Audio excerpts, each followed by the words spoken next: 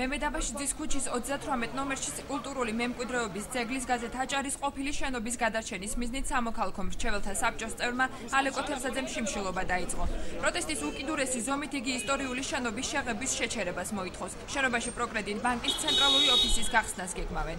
სამწუხაროდ შედეგს ვერ მივახციეთ, იმიტომ რომ ადრე გაცემული ნებართვა აქვთ უკვე.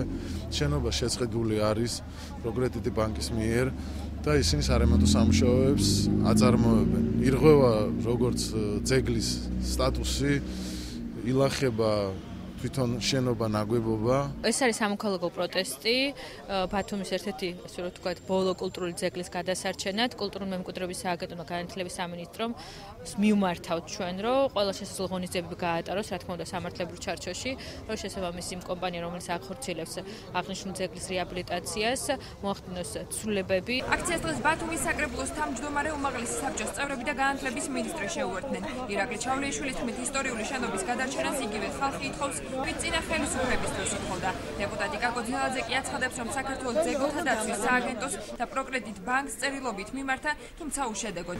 მისი თქმით, გადაწყვეტილება წინა მთავრობამ მიიღო. მიმართეთ მთავარ ოფისს პროკრედიტ ბანკის, რომ არ შეეხებათ, რომ არის სხვა რეალობა და წერილი ასეთი შინარსის იყო, რომ სხვა რეალობაა და ძალიან გთხოვთ, გადახედეთ ამ ხელშეკრულებას და ნუ შეეხებავთ ამ ძეგლს. პასუხად, როგორც გავიგე ძეგლთა დაცვის სააგენტოში, მოვიდა უარყოფითი პასუხი გერმანიიდან, რომ უნდა შევღებოთ. სამწუხაროდ ისევ ის ხალხი გამოდივართ ქუჩაში და ვიცავთ კულტურულ მემკვიდრეობას, ვინც რომლებიც ადრე გამოდიოდი. სამწუხაროა, მაგრამ უნდა დავიცვათ, სხვა გამოსავალი არ არის. ეს არის ისეთი მსგავსება, მე მიკვირს უბრალოდ ის ბიზნესმენები, რომლებიც მოღვაწეობენ საქართველოში და არა დაგიდევენ კულტურულ მემკვიდრეობას, აი რა ფასეულობებით ცხოვრობენ.